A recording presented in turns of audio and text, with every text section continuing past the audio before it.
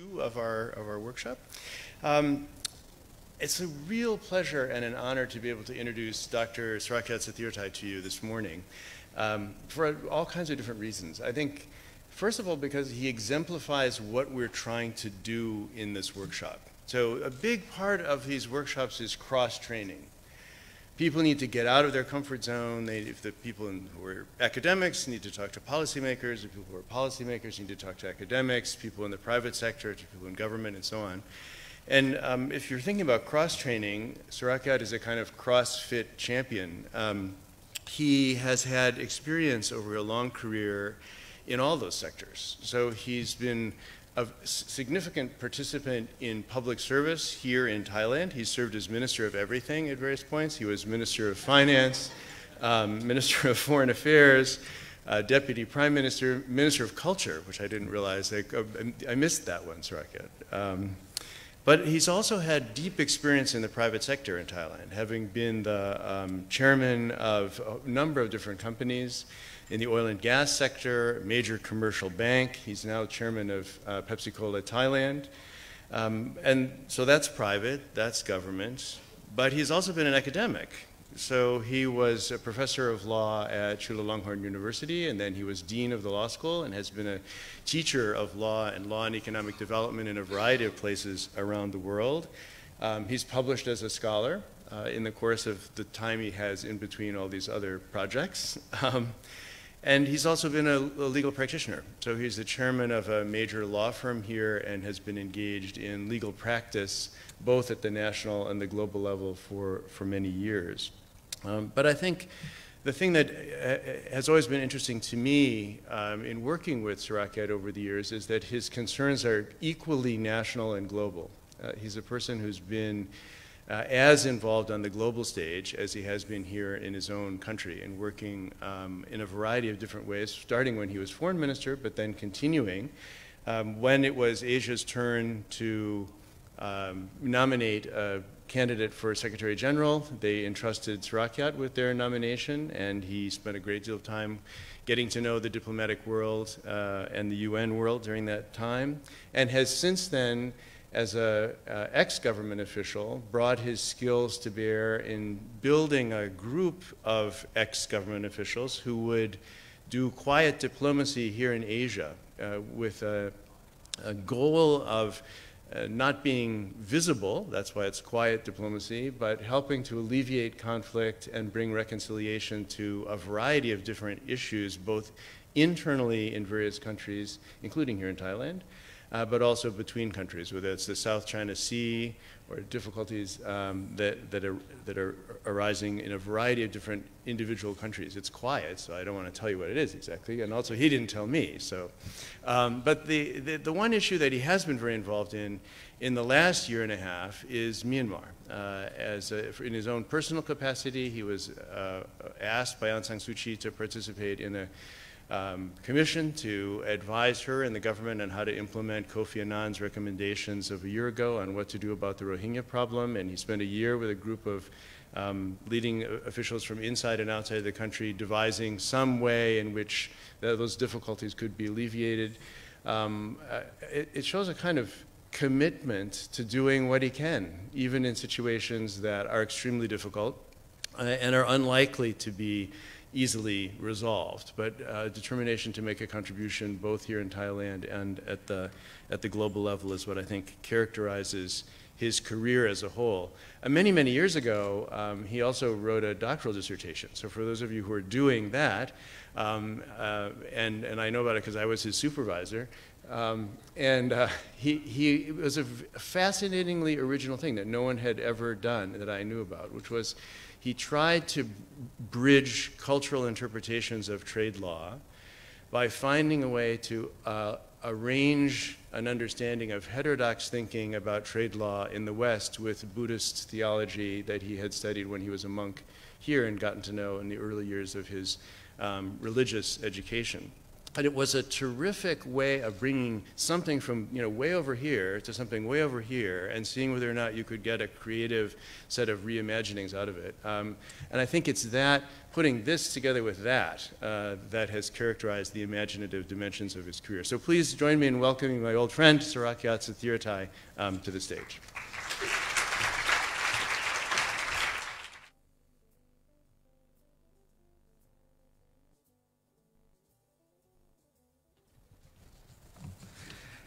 Well, thank you very much indeed, David, for your very kind introduction. Professor David Kennedy has been very kind indeed in introducing me, and I really enjoyed every bit of your introduction, except when you talk about my SJD dissertation. I still remember that when I finished my SJD dissertation with Professor Kennedy as my advisor, someone came to me and said that they want to have my dissertation published. But they said that, of course, in the book form, so I have to go through the editing process of the dissertation and so on and so forth. I said, I don't want to touch it anymore. I don't want to even open the first page of my dissertation. So since 1985 until now, someone talked about my dissertation and described it in a way that is much better articulated than me. It's something that sort of my pride, but at the same time getting to feel the feeling of being neurotic. So I felt a bit cold when someone, especially my advisor, talked about my dissertation it's been almost 40 years ago. My God, The only problem is that my advisor keeps on looking younger and younger, and the student age very quickly. So, well, thank you, Professor David Kennedy, Dr. Kittipong Kittiyalak, former Permanent Secretary of Justice and Executive Director of TIJ, Ambassador Adisak Bhanupong, and all friends from Thailand and around the world. The topic I've been assigned is navigating a challenging global landscape, and David gave me 30 to 40 minutes, and I think that's the most difficult time for academics to do. If you ask me to speak on this topic and give me 3 hours, then I can do it easily. So I'll try to do my best and try to be professional. Well, let's look at changes in the global landscape so that all of us would be able to share our view, rather as food for thought for all of you to share each other's view as to how we can navigate together through challenging global landscape. The changes in global landscape are divided, at least for the purpose of this session, into this economic area. Of course, the major change, in my view, is the Asia Rising. The liberalization of Indian economy, the liberalization of China economy, the growth in China in the past 15 years, if not more. The fact that 10 ASEAN countries and 10 countries in Southeast Asia could get together and form an ASEAN community with a population of over 600 million people, having free trade, free services, freer flow of capital, and free investment in the 10 countries of ASEAN. So all of this have been something that we have been witnessing in the past 10 years, and will continue to be the case. We are seeing also the regional economic integration and open economy. Despite what President Trump said, or despite the trend in Europe on anti-globalization, there's been regional economic integration and mechanisms to move towards open economy. We have seen a lot of bilateral FTAs, bilateral free trade arrangements in Asia. We have seen, of course, 10 countries in ASEAN working together for free trade. We have seen China-ASEAN free trade agreement. We have seen Japan-ASEAN free trade agreement. It's called JETEPA, Japan-Thailand Economic Partnership, and that turns to be the Japan-ASEAN as well. We have seen ASEAN-India free trade arrangement. We have seen ASEAN, Australia, New Zealand free trade arrangement. You have seen in the PowerPoint all the economic integration from countries around Thailand. ACMEX are countries on the Mekong region, all the way to ASEAN, to RCEP, and others that we'll be talking about. Thailand would be not would be anymore. We are the chairman of ASEAN this year, starting January 2019.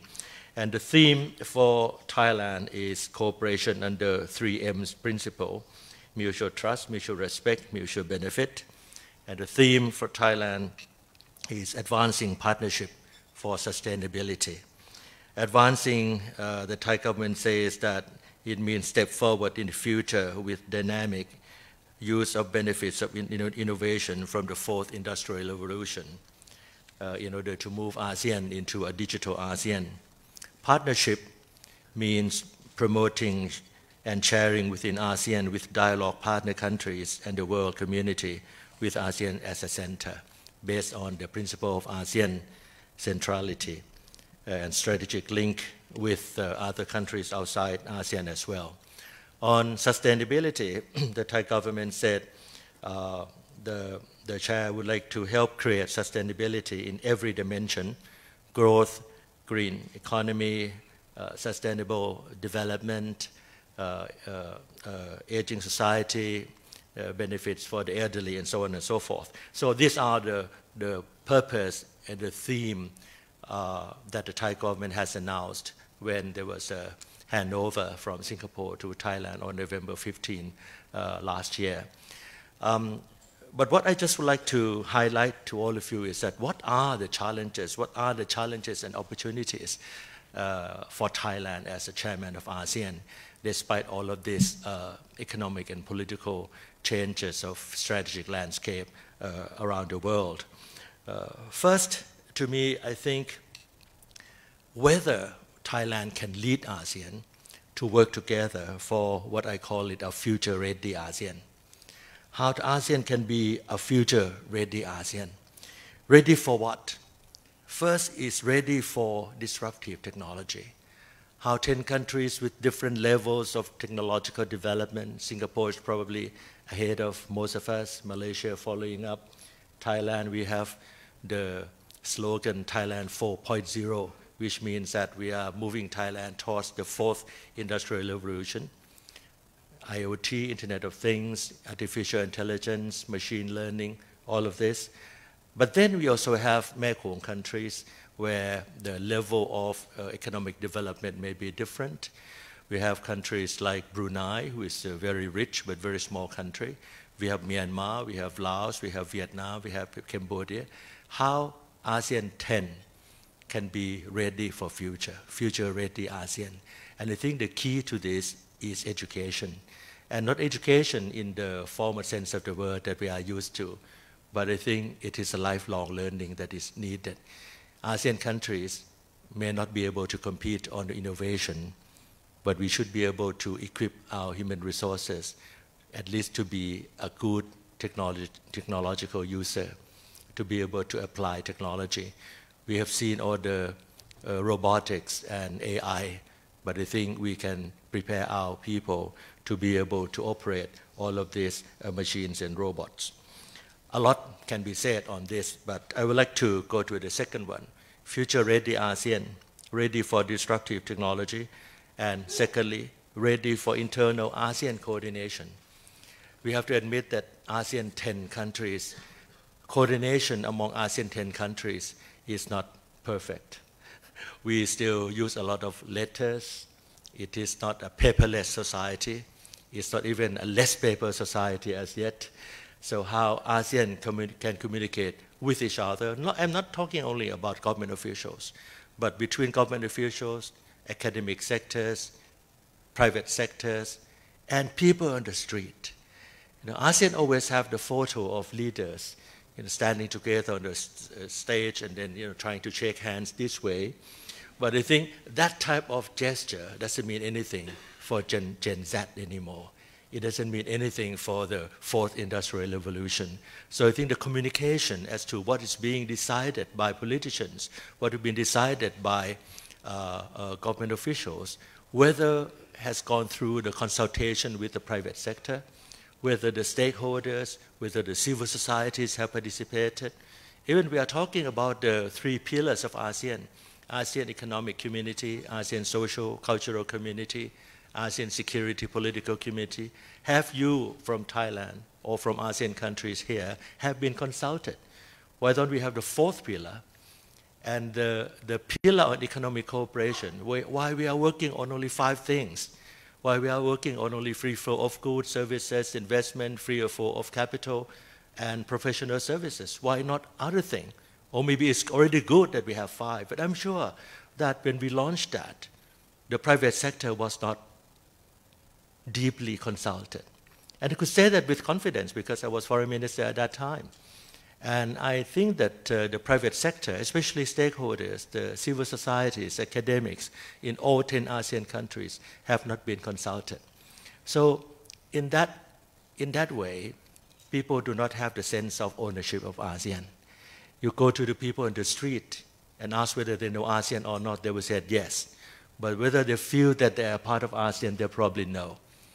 There's no sense of ownership because there's no participation. There's no participation in the policy-making formulation of ASEAN as a group. Of course, we are not a bloc like the European Union. We are not like African Union.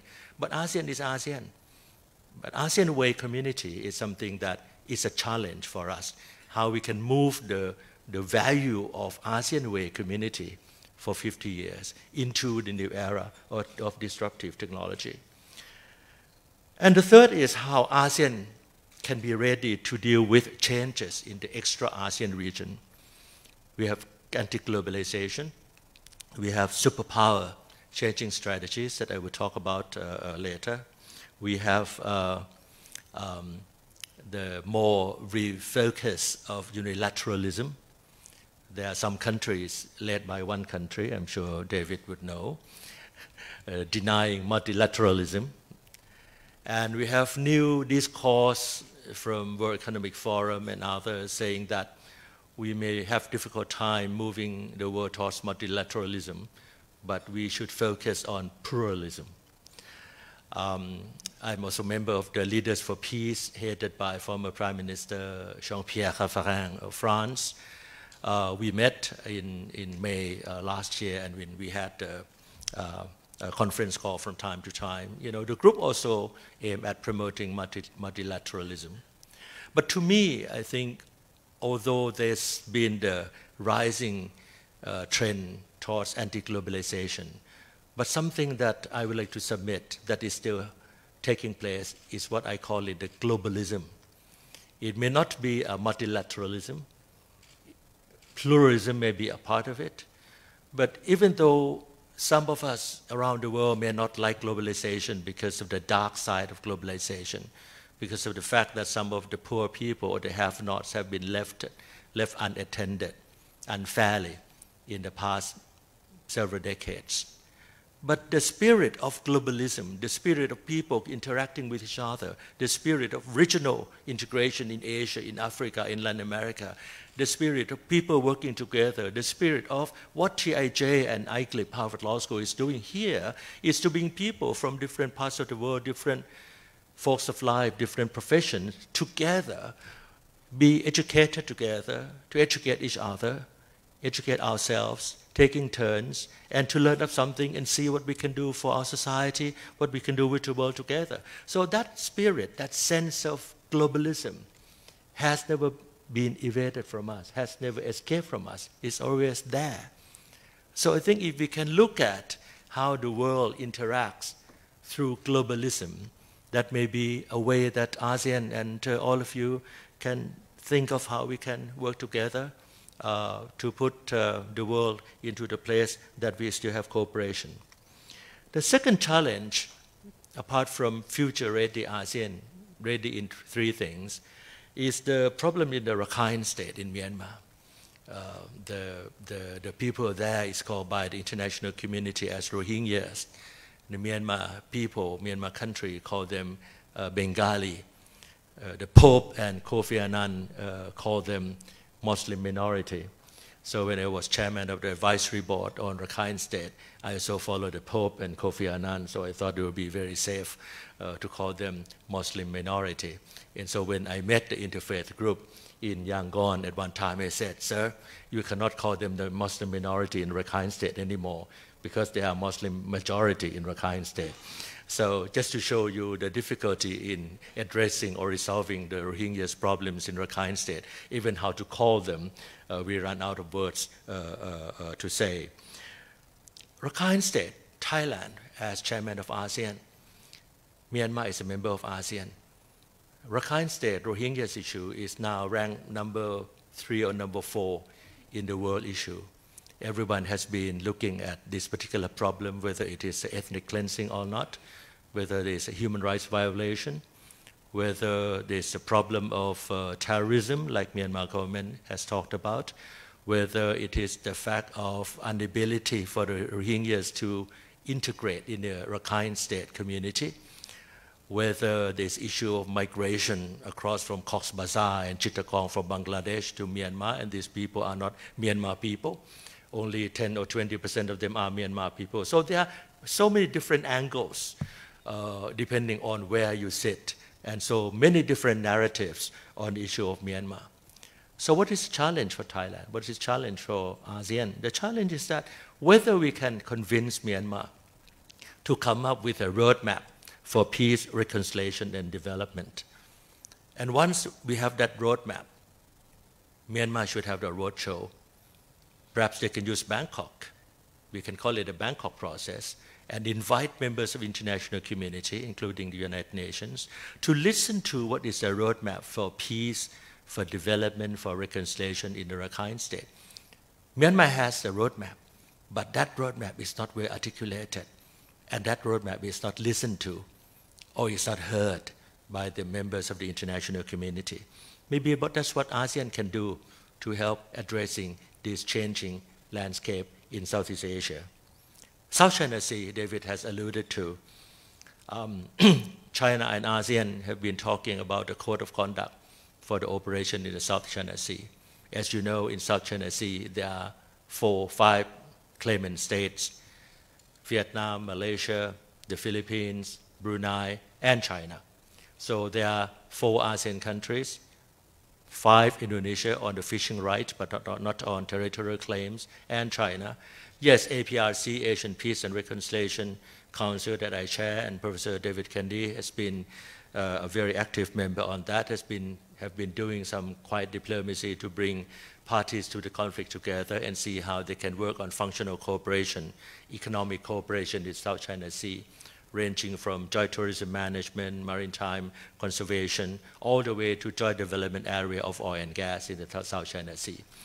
I can say to you that so far all the claimant states and non-claimant states of ASEAN and China have agreed. There's been the convergence of views, rather, that functional cooperation, economic cooperation, instead of the territorial dispute, is the way forward. And once more, good news is that in the latter half of last year, China and ASEAN working group have been already working on the maritime research and conservation, working together. So that's perhaps the start. Now, what ASEAN can do, what Thailand as chairman of ASEAN can do, so that the tension in South China Sea would not erupt. Imagine that if there's a clash in the South China Sea, you don't have to tell the world of the ASEAN Economic Community of the Thailand 4.0, because it will be a flashpoint in the CNN and BBC, and then people will think that, oh my God, you know, confidence in ASEAN is not there because it's a fighting in the South China Sea. Of course, United States and Japan, although they don't have any claims, but they also said that the freedom of navigation is very important in South China Sea. China, on the other hand, has said that there has never been no freedom of navigation in the South China Sea. And one fine day, United States will send a warship going through the South China Sea, protested by China. On the other day, China would do something in the South China Sea and protested by all. And also some ASEAN countries, to be fair, have done some activities as well. That's why it's called overlapping area, because each country is doing something in the South China Sea with a view that it is not the high sea, it is our own territory. But others say that, no, it's not your territory, it's our territory, so it's overlapping area. So how we can deal with that? Disaster relief is another one. ASEAN have been saying to each other that one of the most important cooperation in ASEAN is the disaster relief. But when there was a haze in Sumatra, Indonesia, the haze covered Singapore, Malaysia, all the way to Samui Island in Thailand, all the way to the Philippines. 5 countries have been affected. But ASEAN countries cannot do anything. ASEAN countries cannot even call a minister for environment, cannot have leaders meeting, because you cannot extinguish the fire from the palm oil easily, because it's under the ground, so you have to, it's in the peatlands, so you have to use the water bomber to deal with the problem. So ASEAN may not be equipped, we have to seek assistance from the United States, from Russia, or from other countries that have bases and operation in the region. But how can we make ASEAN countries feel that what affects one country of ASEAN is an effect on all ASEAN countries? How can we make ASEAN feel that we are ASEAN and ASEAN is us? Promotion of democracy, that's a pillar, that's a cornerstone of the pillar on political security community. Since it is live on Facebook, so I cannot go so much on details, but if you look at 10 ASEAN countries, you'll see that ASEAN 10 have all systems of government of the world. And then when you talk about promotion of democracy, we have from absolute monarchy to constitutional monarchy to congressional system. How do we promote democracy in ASEAN? Next, promotion of human rights is another cornerstone of ASEAN political and security community. We have different shades of human rights protection and standards in ASEAN, yet ASEAN have come up in the ASEAN Charter that we have to help each other promoting the human rights. Compliance with obligations that ASEAN have committed under the 3 pillars of ASEAN, trust and confidence that ASEAN would have towards each other in implementing obligations under the 3 pillars, and also challenges within Thailand itself. We have to say that we in Thailand, we have a very shallow knowledge of our ASEAN neighbors. If I ask our Thai friends in this room or elsewhere that have given a talk, whether you have been to South Korea, to UK, to Japan, more than half of the people in the room would raise their hands. But when I ask whether anyone has been to Borobudur, has been to Da Nang, has been to some of the touristic sites in ASEAN, very few would raise their hands. I would ask you to do that because I don't want to embarrass ourselves. Why Indonesia is a Muslim country and has Pancasila as a principle in governing the country? Who is who in Indonesia? Who is who in the Philippines? Whether they have the 30 baht for all diseases, whether they have universal health care, what the immigration law of each country is like, what kind of court system each country is like for those who have to do business in these countries. We have very little knowledge, let alone the language. ASEAN people cannot speak to each other ASEAN language, and ASEAN people cannot speak enough good working English language to be able to communicate in ASEAN. So I think that's a challenge for Thailand. Sorry to spend so much time talking about Thailand, but I think the changing landscape in economic area is something that ASEAN, especially Thailand as ASEAN chair this year, would have to cope with in the fast changing world. Next on the regional integration is the RCEP, the Regional Comprehensive Economic Partnership. And this is ongoing. And the RCEP members have agreed that we will conclude RCEP this year. It's a free trade area with 16 countries, 10 countries in ASEAN, India, China, Japan, Korea, Australia, and New Zealand. So it's the biggest free trade area of the world. There's been negotiating for some time. It will conclude this year. I'm not sure how much private sector in ASEAN and beyond ASEAN have been consulted. I know that a lot of them have been consulted, but I don't know how wide the participation from the stakeholders have been consulted on the Regional Comprehensive Economic Partnership. TPP, with the presence of Professor Kennedy, President Trump decided that he would not do anything with TPP. So here, TPP had been in disarray for some time until last year. Last year, the leftover of the TPP, there are 12 countries without United States. 11 countries got together and renamed it and call it the we have a lot of abbreviations. You know, when you finish this session, you can go out the room and talk about all of these abbreviations, and people will feel that you are the learned people. It's called the CPTPP now, Comprehensive and Progressive Trans-Pacific Partnership with 11 countries. And then they presented this to President Trump. And President Trump, who basically terminated the TPP, has looked at it and said, well, it's interesting, you know, I may come back.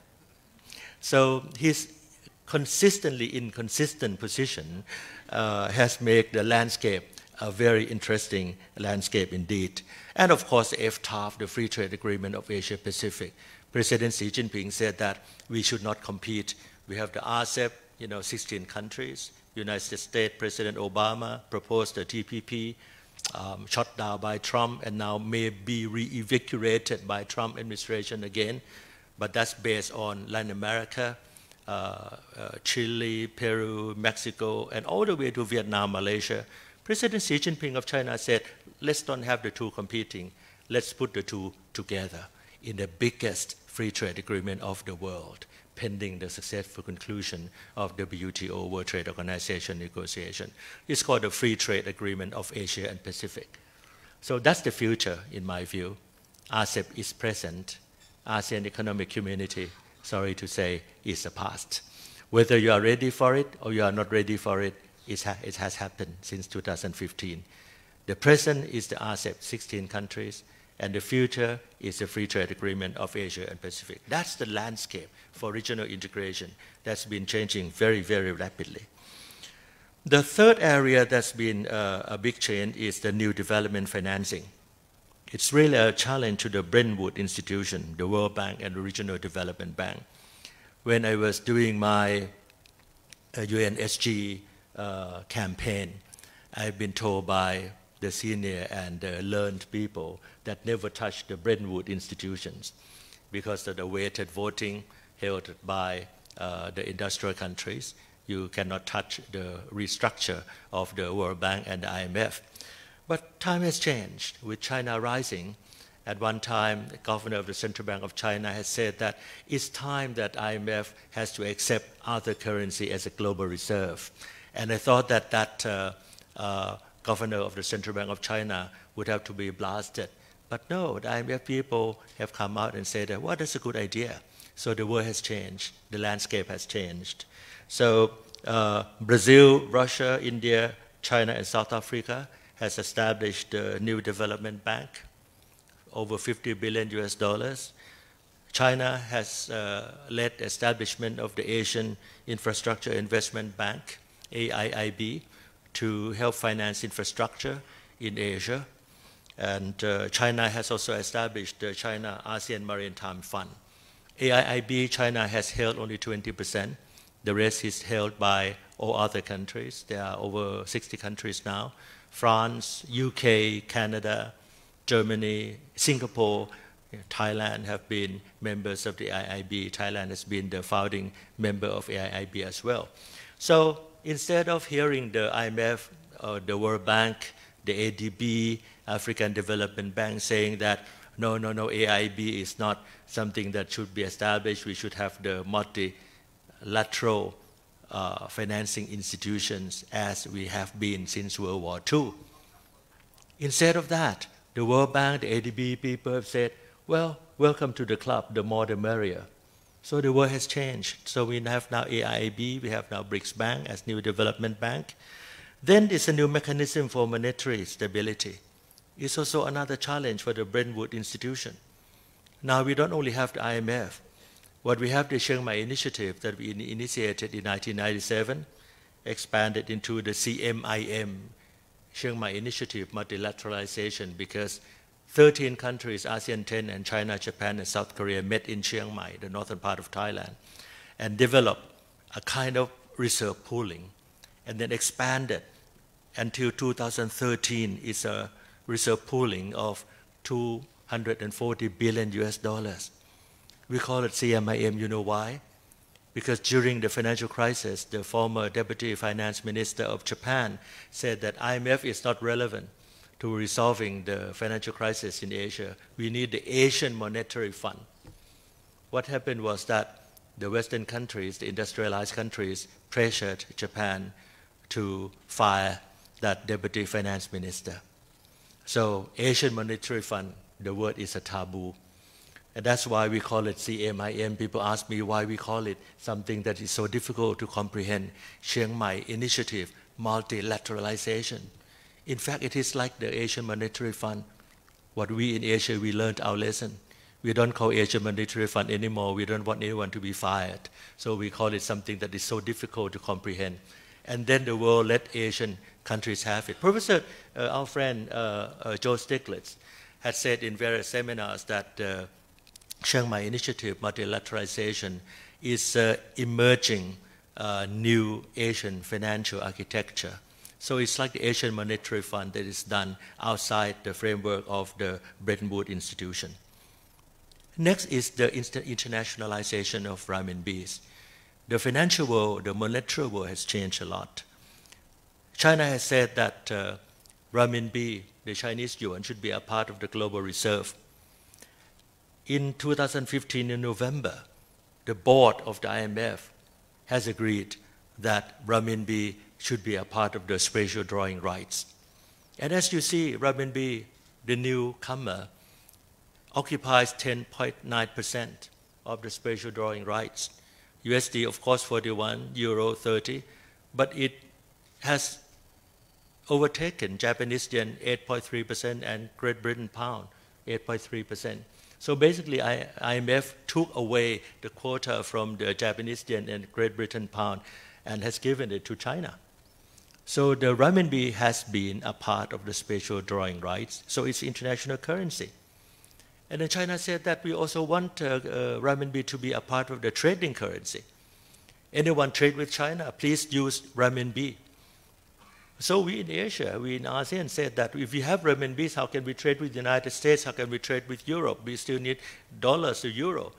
So China said, it's no problem. We will establish the renminbi clearing house for you in all countries, including in European countries. And right now, renminbi has gone up to 2.8 to 3% of the world trading currency. It's still very small compared to US dollars, euro, but it's more than Japanese yen by now. So I think this is something that I think is a very important implication in terms of the changing landscape. It will take a lot of time, a lot of people said, before China renminbi would have a role equal to the United States. But what you are seeing here is that in the past, we always said that United States is the only country that can keep on printing US dollars because everyone has to use it. But if the renminbi play a role of getting people to use renminbi for their trading, and it's gone up to 10%, 15%, what would happen to the demand of dollars? And I think this is something that is of great concern to the United States, probably equal, if not more than the cyber war. Regional strategies on connectivity, political, economic conference, I've said it before, a lot of regional integration, the new initiative of China of Belt and Road, the Itai Ilu, connecting countries in Southeast Asia all the way to Europe through trains, ports, seaports, airports, roads and rails. But at the same time, India and Japan join hands, trying to work together to underscore or to, not underscore, to play down the influence of the Belt and Road. So they have initiated the Asian African Growth Corridor, AAGC. They have created the Trans-Eurasian Mega Project. Japan will try to outbid Chinese bid for the train project in Sri Lanka, for the train project in Indonesia, for the train project even in Thailand. Some with success, some without success. But that's what Japan, with the, I would say, verbal assistance from the United States, because the United States has have financial resources to help, for Japan to be competing with China. But the United States has been very wise in devising a new word. They don't call this area ASEAN anymore. They don't call it Southeast Asia. The US doesn't call it Asia Pacific, but the US call it Indo-Pacific region. It's a new word. If you from Thailand have seen the joint statement between General Prayut, our Prime Minister, and President Trump, to me there are only one interesting point. There are two references to these new words, Indo-Pacific, in the joint statement between Thailand and the United States for the first time. So Indo-Pacific is the new term. Security-wise, the word Indo-Pacific would allow the United States to move the Pacific Fleet to the Indian Ocean. Economically, it means that Japan, Australia, United States can work together with India to ensure that they can handle the influence of the Belt and Road.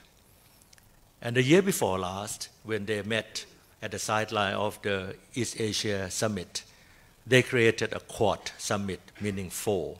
President Trump, then Prime Minister of Turnbull of Australia, Prime Minister Modi of India, and Prime Minister Abe of Japan, that the four countries would join hands, work together to exert economic and political conference in this area, of course, in parentheses, to counterbalance China. Anti-globalization is another changing economic landscape.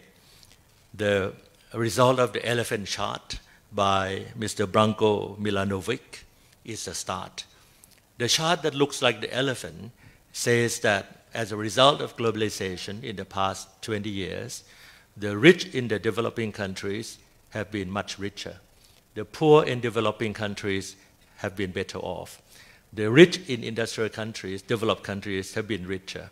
But the middle class in the developed countries have been so-so, if not poorer. So that is something that made America First come into existence, that gave rise partly to the rise of the nationalist movement in Europe and the sentiment of anti-globalization.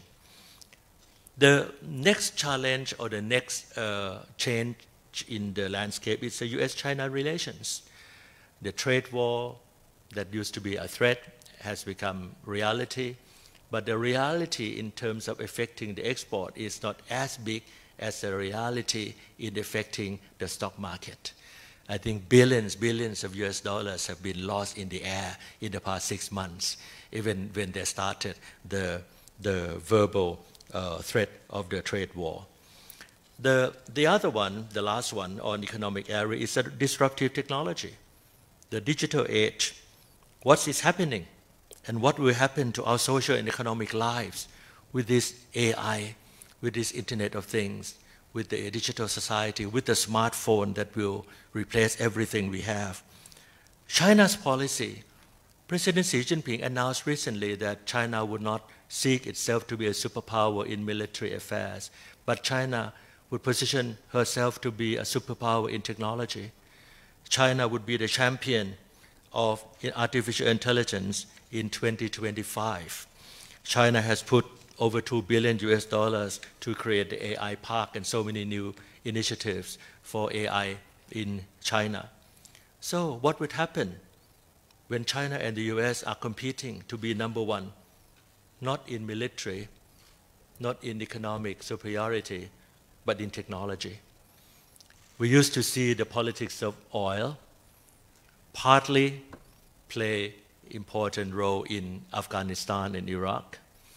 We have seen politics of oil, we have seen politics of this and that, but now we are witnessing politics of technology.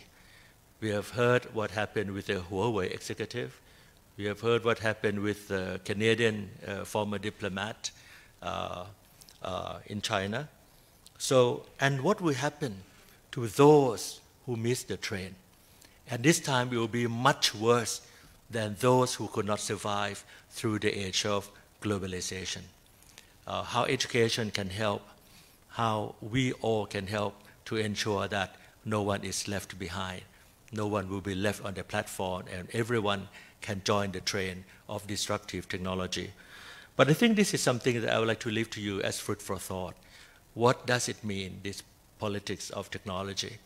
What does it mean to all of us when China and United States are competing? In political area, and I'll be very brief, we have tension and complication in West Asia. The situation hasn't improved. The Syrian conflict, the war in Yemen, although there's been some mediation, but the final settlement still a distant future.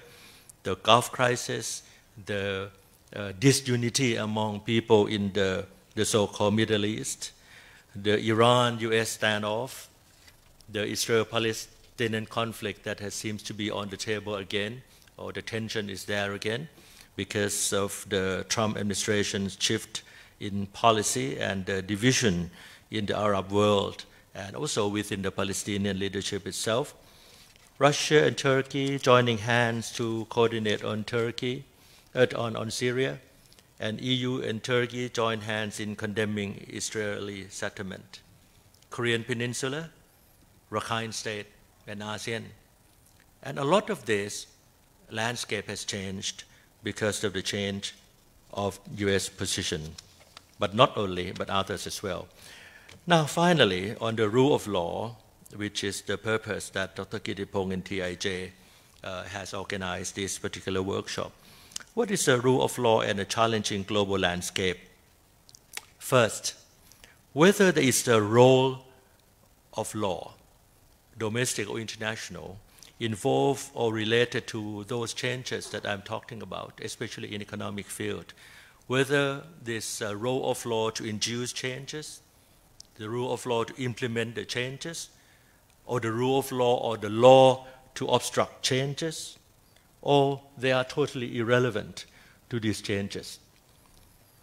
Second question, whether there is any role for the rule of law, whether there is any role for the rule of law. The first question is the role of law itself, but any role for the rule of law amidst these changes, either as a framework for policy formulation or just a vehicle for policy implementation, or just to guide or to regulate policy formulation, creating a framework to regulate it.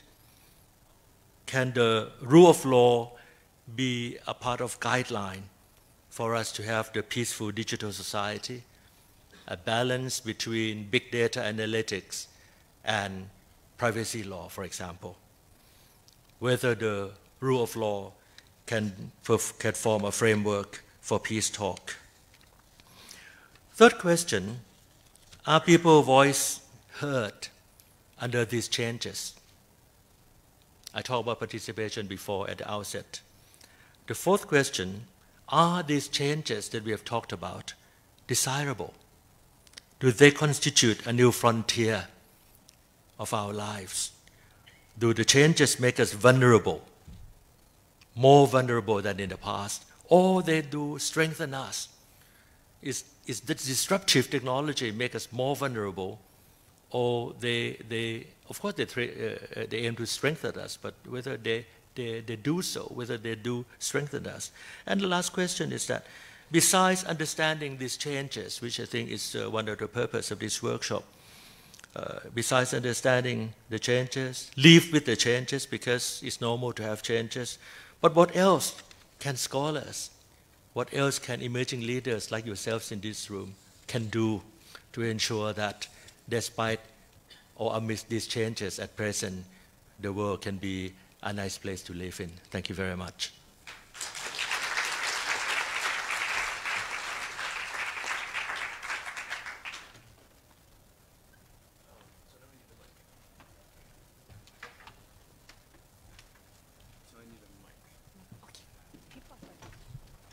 Great, thanks. So thank you very much. The difficulty that I'm now presented with is that I had a whole list of questions here and you answered them all already. And so the idea that we're now going to have an informal discussion about these matters in which we put so many different ideas on the table is going to make that difficult to do. And we don't have a lot of time. And so let me just boil it down to a couple of things to try to deepen our understanding of what it was that you were presenting. And let me start right where you ended, actually, because you ended with a set of questions, and I want to know what your answer is.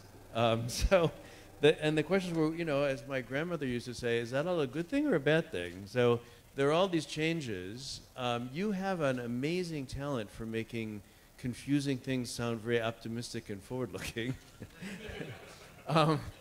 And, you know, it's all somehow getting better. But maybe you could say something about your own assessment of the situation from the perspective of a middle-income country, middle-sized country. Is it the world getting more dangerous, less dangerous? Is it strengthening us, weakening us? I mean, when you describe the challenges, you do it digital challenges, technological challenges, geostrategic challenges, economic challenges. You say it in such a nice way that it sounds like an opportunity. But can you say something about your own sense there of your answer to your own question? In fact, Professor David Kennedy is the one who taught me 40 years ago that at Harvard it's more important to ask the right question than giving an answer. Now he's changing his position. No, I mean, seriously, I think in Thailand and some other middle-income country in ASEAN as well, I'm more worried about our education than economic policy. I think the economic policy is not something that we can be so drastic about, we meaning the middle-income country, maybe with the exception of the United States. So I don't think the economic policy will make these countries going down the drain or will lift up the country that much. But I think the human resource is the key. If we don't overhaul, and I don't want to use the word reform, if we don't overhaul our education system, I think that's what the country will go down the drain and will create a lot of conflict. Imagine that AI, robotics have replaced a lot of workers. And these workers are not the people who are trained to be technology users. There'll be a lot of conflict between the haves and the have-nots, those who are out of job replaced by robotics and by the system. How can the graduates who graduated universities 4 or 5 years ago and are now out of job, and they have to be sellers at convenience stores, but in the very near future, or as we speak, they will not find a job in the convenience store or the department store either, because they use robots to do so. They use the application. The online shopping has led to the closing down of many retail shops in the region. In Singapore, you know, even you have seen a lot of shopping complexes in Thailand, but the profit of the department store has gone down.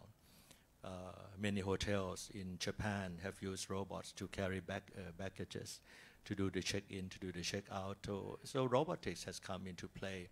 And we cannot prepare our people, those who graduated 5 years ago.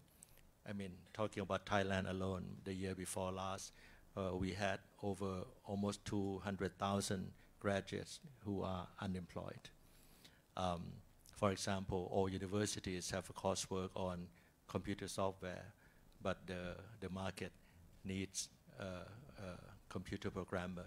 Gunpal would know that very well, for example.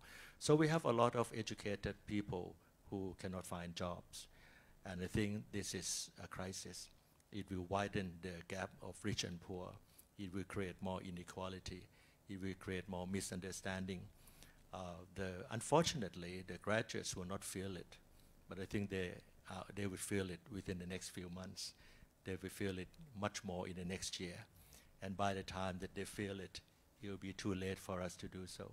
I'm not talking about Thailand only. I think it's happening in other countries in ASEAN, in Asia, in Africa, in Latin America as well.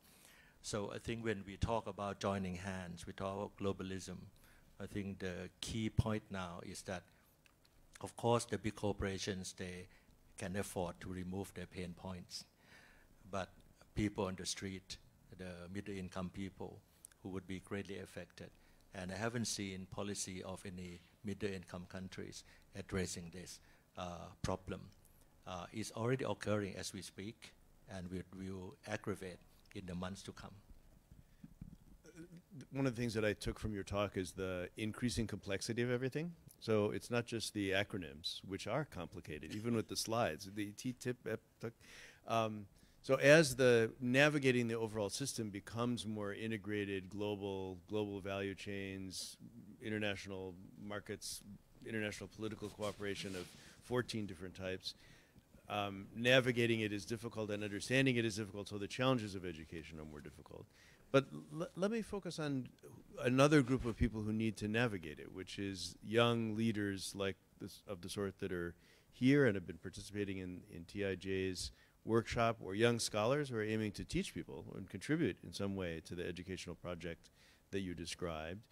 How are they going to navigate this, and what do they need to do in order not themselves to miss the boat? So I was struck by your discussion of when you mentioned the experience of asking people where they had been, and everybody had been to South Korea and London and New York, but nobody had been to Laos or Cambodia or Vietnam. That might be one aspect of it, but what else do you see as the weaknesses in the emerging leader cohort in these countries, or in the emerging university teacher cohort in these countries, that might be an obstacle to making the changes that you suggest, and how could we correct it? Well, first of all, I think the word digital transformation is easily said than done. I think the most difficult part of the digital transformation is the mindset. So that's about technology. How to have a program for bureaucrats, for academics, for top executives, to have the courage to charter a new course. You see, the definition of the word student these days has changed. The first group of students is company executives. All the multinationals have done that. And I would like to add that the second group of students are bureaucrats. Okay, and most importantly, the third group of students are faculty members and teachers. And in Thailand and in many countries, teachers are mostly unpredictable, unteachable, untouchable, and so on and so forth. So it will be very difficult to change the curriculum if there is no digital transformation in terms of the mindset of the teachers. If the teachers are not equipped with the new technological development, teachers are not prepared to accept that they need to be educated, they need to be trained, they need to participate in the lifelong learning. I think that's a difficult part, and I think that's something that all of you in this room can help exchanging view what we can do. How can we leave our ego outside and try to improve ourselves and then help improve others. Secondly, as equally as difficult as the digital transformation is what we said all the time of the word internationalization. The cultural exchange is something that easily said than done. I mean, to have the IGLIP program with people with diversified backgrounds and people from different walks of life, different experiences, different parts of the world, sitting in a room together, exchanging experiences, thrashing out differences, trying to see how we can do to navigate ourselves, to help navigate our society through challenges that is happening, is very difficult. I mean, we can say that in one word, that yes, people have to interact, people have to get together, to work together, but there are sorts of complexities before this kind of thing can happen. But we cannot be away from it. There's no other way. We have to work together and to be together. And please help me think. I don't know how we can create this. In the past, we would say we would rely on the United Nations to help bringing people together. We rely on the specialized agencies to help bringing people together. I don't know whether we can rely on that anymore. But this whole concept of globalism is there. People want to see each other, want to work with each other, want to learn from each other, but it's actually happening with difficulty, especially among academics. So I said on the very first day that a crucial rule of the TIJ IGLIP workshop is that we run the trains on time so that people can get to their various things. And I don't want to violate my own rule.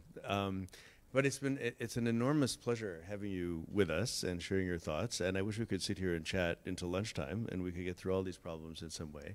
The one thing I do want to say, though, is that we have a session this afternoon, 6 to 7, on moving the manuscript to publication.